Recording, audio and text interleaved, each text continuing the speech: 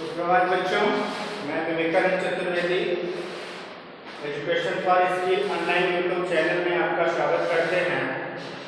देखिए, कल हम लोग सीखे थे वीडियो के माध्यम से कि अभाज्य गुणन खंड विधि से मौसम कैसे ज्ञात करते हैं और उसमें जो है हम लोग 2-3 क्वेश्चन किए थे। आइए उसी तरह का एक क्वेश्चन और करते हैं और फिर मैंने बोला था कि मैं आपको बताऊंगा कि परिमेय और अपरिमेय कैसे सिद्ध किया जाता है, उसके बारे में हम लोग चर्चा करेंगे। तो जैसे देखिए, मान लीजिए क्वेश्चन मैंने दे दिया है 6, 72 और 120। इनका हमें एलसीएम भी निकालना है और इनका हमें एचसीएफ भी निकालना है अभाज्य गुणन खंड विधि। तो सबसे पहले देखिए एलसीएम हम लोग कैसे निकालते हैं कि आप एक साथ 6, 72 और 120 इन तीनों को एक साथ आप लिख लेंगे। उसके बाद हम लोग इसका अभाज्य गुणनखंड करते हैं। तो 2 से जो है कटने वाली जो संख्याएं होंगी पहले उसको करेंगे। 2 3 6 36 और 60। जब तक 2 से कटेगा तब तक जो संख्या नहीं कट रही है उसको ऐसे ही लिखते जाएंगे आप, ठीक है।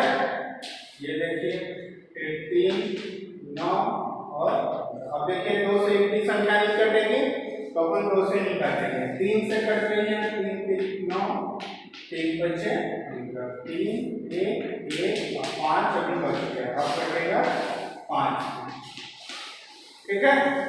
अब जो 6 12 72 और 120 है, इसका क्या है ये एलसीएम। एलसीएम क्या होगा? लोवेस्ट कॉमन मल्टीप्लिकेशन जो होता है यानी लॉसर। तो ये जो गुणनखंड हम करते हैं इसी का गुणनफल जो होता है वही क्या कहलाता है इनका एलसीएम। 2 गुना 4, 4 गुना 8, 8 3 24, 24 में 72 और 72 बच्चे कितना हो जाएगा?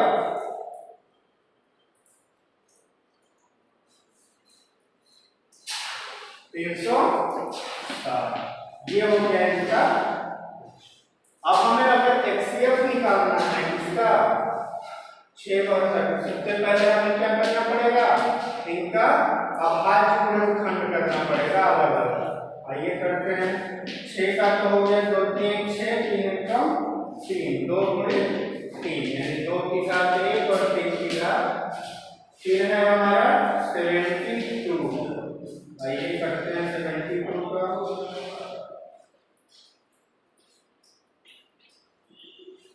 ठीक, इसका कितना हो गया? 2 गुना 4 गुना 8 3 24 3 72 यानी 2 की घात 3 और 3 की घात 2। अब हमें करना है किसका? 120 का। देखिए यहाँ कर देते हैं हम 120।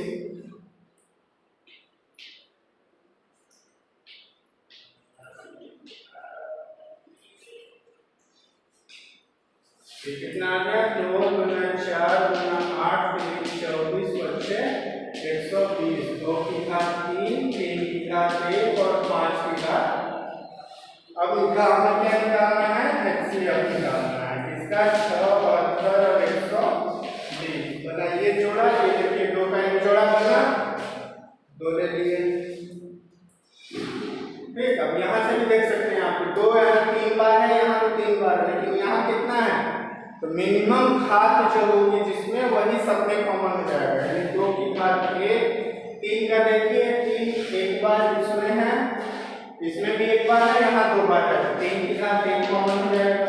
और 5 इसमें है, केवल इन दोनों में नहीं है तो 5 का कोई जोड़ा ही नहीं बनेगा। यानी इसका मौसा कितना आ गया? 6। कितना आ गया? 6, ठीक है। तो ये इस तरह से होता है। अरे समझ में, इसे आप ध्यान से देख के समझ सकते हैं।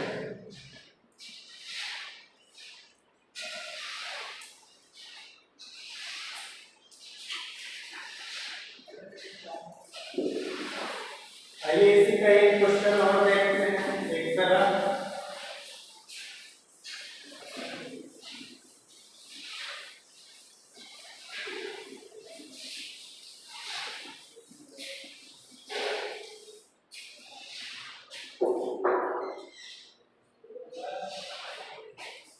देखिए इसमें क्या होता है? जैसे 2 संख्याओं का एलसीएम हो गया, एचसीएफ हो गया और ए और बी संख्या हो है, एक संख्या b है, उन दोनों का ये एलसीएम l HCF h, ठीक है। तो इन चारों में हम एक संबंध बनाते हैं और वो क्या होता है कि दोनों संख्याओं का गुणनफल, पहली संख्या और दूसरी संख्या, उन संख्याओं के एलसीएम और एचसीएफ के गुणनफल के बराबर होता है। ये होता है फॉर्मूला। ये दो संख्याएं हो गई, उनका आपस में गुणनफल, और उसके बाद उनका आपस का गुणनफल क्या होता है, एलसीएम और एचसीएफ के बराबर होता है। अरे समझ में? तो ये हो गया। अब देखिए इसका सवाल कैसे आता है, दिया रहेगा कि दो संख्याओं का, जैसे देखिए मैं एक सवाल करा देता हूं आपको, दो संख्याओं का एचसीएफ कितना दिया हुआ है 16 और एलसीएम कितना दिया हुआ है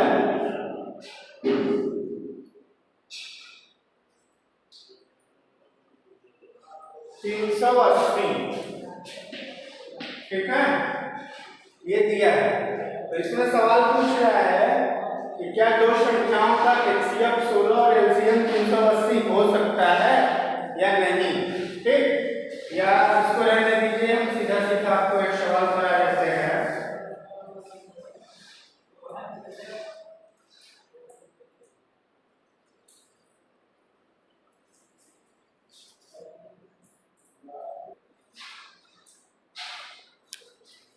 देखिए जैसे दिया हुआ है कि दो संख्याओं का एलसीएम 36 है और उनका एचसीएफ कितना है 12, कितना है एचसीएफ 12, और एक संख्या अगर एक संख्या 12 है तो दूसरी संख्या बताइए। तो इसी फार्मूले पे आपको क्या करना है, रखना है। पहली संख्या क्या हो गई 12 × b बराबर 36 × 12, तो b बराबर कितना आ जाएगा, ये 12 से कट गया, b बराबर कितना आ जाएगा 36। ये देखिए मैंने एक छोटा सा एग्जांपल लिया है, आपको इसमें इसी तरह के क्वेश्चंस मिलेंगे कि चार टर्म हो गए, एक पहली संख्या, दूसरी संख्या, एलसीएम और एचसीएफ, तो इसमें 3 दिया रहेगा और आपसे एक पूछ लेगा, तो केवल आपको फार्मूले में रख के क्या करना है, उसको सॉल्व करना है। तो इस तरह के क्वेश्चंस भी आपको एक्सरसाइज में मिलेंगे, इसको सॉल्व कर लीजिएगा, ठीक है। हम लोग आगे करते हैं। एक क्वेश्चन है कि करनी में 2 हमें प्रूव करना है कि ये क्या है, एक अपरिमेय संख्या है। इसी तरह का आपको बहुत सारा हो जाएगा, जैसे करनी में 3 हो गया, करनी में 5 हो गया, 7 हो गया, इस तरह के बहुत सारे एग्जाम्पल आपको मिलेंगे, ठीक है। तो हम लोग को क्या करना है, मान लिया हमने करनी में 2, इसका अपोजिट हम मान के चलते हैं, एक परिमेय संख्या, क्या है, एक परिमेय संख्या। तो अगर करनी में 2 एक परिमेय संख्या है तो हम लोग क्या लिख सकते हैं, इसे P/Q, और जहां Q नॉट इक्वल टू, और अगर ये परिमेय संख्या होगी तो P और Q का केवल एक ही अभाज्य गुणनखंड होगा a, यानी कि इसके भाग देने पर P/1 और Q/1, इससे क्या आएगा a/, हमने इसको a मान लिया, इसको b, यानी √2 बराबर क्या हो गया a/b। तो a, अब इसको सॉल्व करेंगे तो कितना आएगा, a बराबर √2। अब हम क्या करेंगे, दोनों पक्षों का स्क्वायर कर देंगे, a² बराबर कितना आएगा 2b, ठीक है। इसमें एक कॉन्सेप्ट होता है कि a² बराबर 2 में अगर आपको दिख रहा है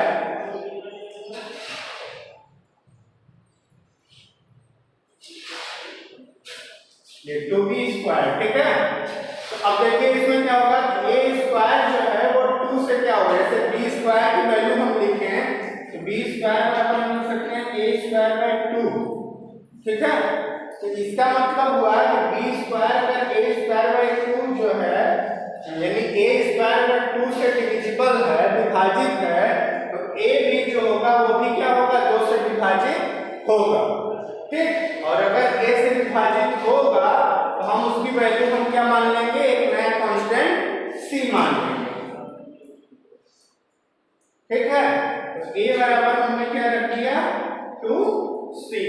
तो तो ये कितना आ गया, देखिए इधर कर देते हैं हम, बी स्क्वायर बराबर ए बराबर आपने 2c रख दिया, ये हो गया 4c स्क्वायर अपॉन 2, यानी बी स्क्वायर हो गया 2c स्क्वायर। अब देखिए यहाँ फिर से वही कॉन्सेप्ट बना आपका क्या, बी स्क्वायर बाई 2 बराबर c स्क्वायर, यानी कि बी स्क्वायर 2 से क्या है, डिविजिबल है, तो बी भी क्या होगा 2 से डिवाइड होगा।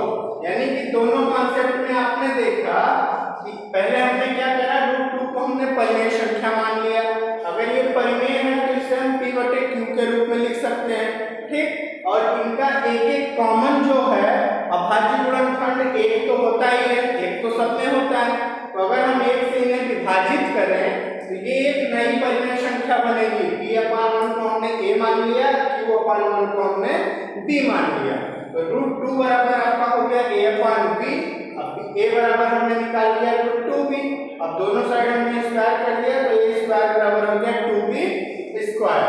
अब b स्क्वायर की आपने वैल्यू निकाला तो a स्क्वायर बाई 2 आया, इसका मतलब क्या हुआ कि a स्क्वायर 2 से क्या है, डिविजिबल है, तो अगर किसी संख्या का स्क्वायर किसी से विभाजित हो रहा है तो वह संख्या भी जाहिर सी बात है उससे विभाजित होगी, अगर वो संख्या विभाजित होगी इस पूरे पार्ट की जगह हमने क्या लिख दिया 2c, a की जगह हमने क्या मान लिया 2c, ठीक है।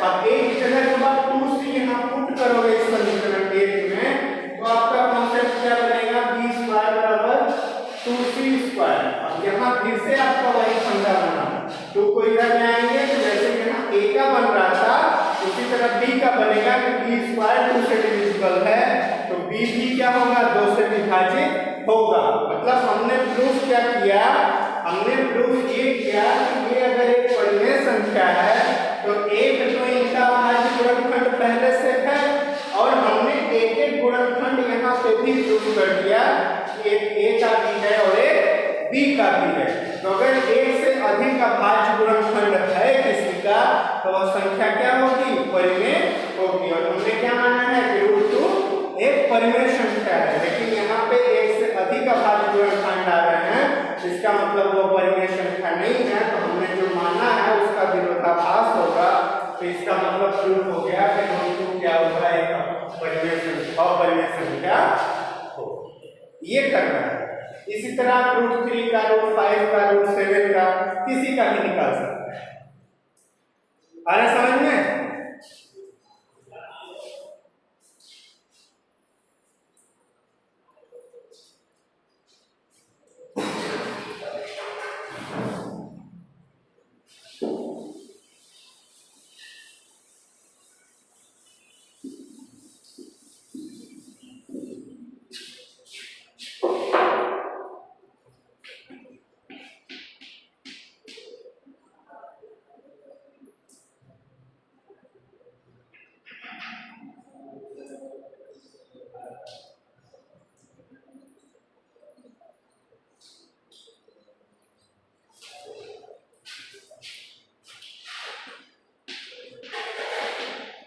आइए एक सवाल और मैं आपको बता रहा हूँ, ये लास्ट है, इसके बाद आपका ये पूरा हो जाएगा।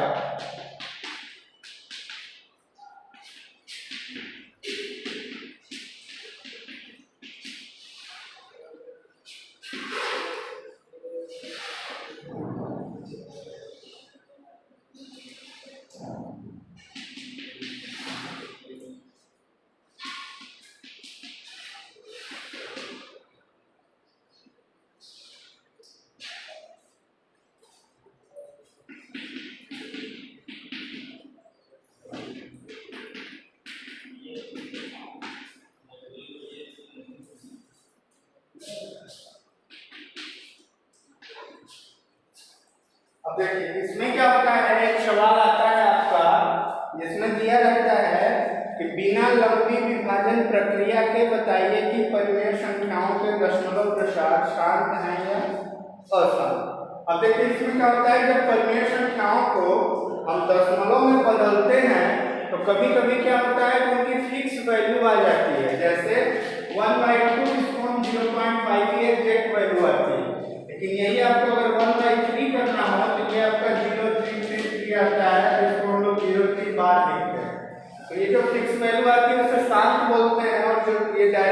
रहा है हमारा, इसे हम क्या बोलते हैं, अशांत बोलते हैं। तो ये हमें क्या करना है, ये भाग देके हमें लंबी प्रक्रिया नहीं करनी है, बिना लंबी प्रक्रिया किए हमें बताना है कि इसका प्रसार जो है कठिन संख्याओं का शांत होगा या। उसके लिए एक फार्मूला होता है आपका कि अगर किसी भी संख्या को, जैसे जो भी ये संख्याएं होंगी, इनको हम 2 की घात m और 5 की घात n अगर इसके रूप में लिख सकते हैं, तो वह संख्याओं का जो प्रसार होगा वो क्या होगा, हमेशा शांत होगा। तो ऊपर देखिए, जब भी आपको मिलेगा कोई न कोई एक फ्रैक्शन मिलेगा, जैसे 3, 5, 7 ऐसे करके, ठीक है, तो ये जो है उसका फार्मूला हो जाएगा।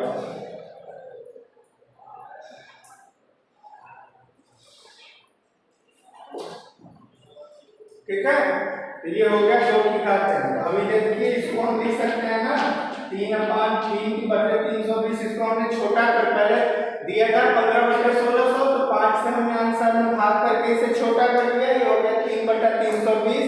3 का गुणनखंड केवल 3 होगा, 320 का करेंगे तो 2 6 बार आएगा, 5 1। तो इसको हम लोग लिख सकते हैं 3/2 की घात 6 और 5 की घात। तो अगर हम इस रूप में, जैसे ये है ना हमारा, यहाँ हम कोई भी संख्या मान लेंगे, रहेगा 2 की घात n और 5 की घात n, या ऐसे समझ में इसको वर्गमान के फॉर्म में लिखें या फिर इसके फॉर्म में। तो ये अगर इस रूप में हम लिख पा रहे हैं, तो इसका सीधा सा मतलब है कि वह जो है उसका प्रसार क्या होगा, शांत होगा। ऐसे सवाल आएगा इस तरह का आपका, बिना लंबी विभाजन प्रक्रिया किए बताइए कि निम्नलिखित संख्याओं के दशमलव प्रसार शांत है या अशांत। अगर इस फॉर्म में आप लिख ले रहे हैं तो वो शांत है, और अगर नहीं लिख पाएंगे तो वो जो प्रसार का प्रकार होगा आपका वो क्या होगा, अशांत। ऐसा समझ में? इस तरह से जो है नंबर सिस्टम में जितने भी टॉपिक थे आपके, दशम जो है भाग विधि से, यूक्लिड प्रमेय से, भाग विधि से HCF निकालना, अभाज्य गुणनखंड विधि करना, मतलब कैसे किसी संख्या को अभाज्य गुणनखंड के रूप में लिखते हैं, और उसके बाद उस विधि से आपका LCM और HCF निकालना। LCM HCF से जो एक फार्मूला सेटअप हुआ वो अपरिमेय संख्याओं को प्रूफ करना, और ये प्रसार का जोड़। तो इस तरह से आपका ये नंबर सिस्टम पूरा हुआ। सारे वीडियोज को आप देख के समझ लेंगे एग्जाम्पल्स को, जो एक्सरसाइज आपकी 1.3 जहाँ तक भी होगी उसे पूरा कर लेंगे, और अपने नोट्स को भी कंप्लीट कर लेंगे। फिर हम लोग नए वीडियो में एक आध दिन बाद नए टॉपिक के साथ जुड़ेंगे अगले चैप्टर के साथ। तब तक आप इसे पूरा करें, समझें और अच्छे से पढ़ाई करें।